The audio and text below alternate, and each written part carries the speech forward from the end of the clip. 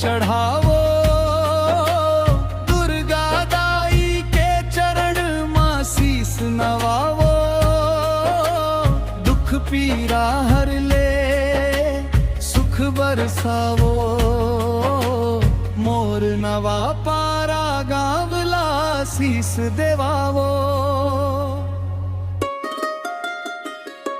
जगमग ज्योत जले मंदिर दुआरी, जय हो महामाई जय हो दुलारी।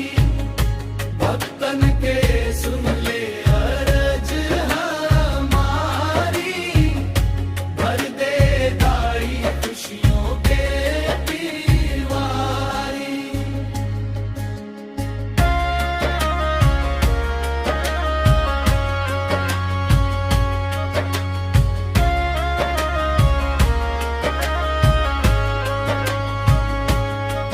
नवरात्रि के रात मजस गूंजाओ,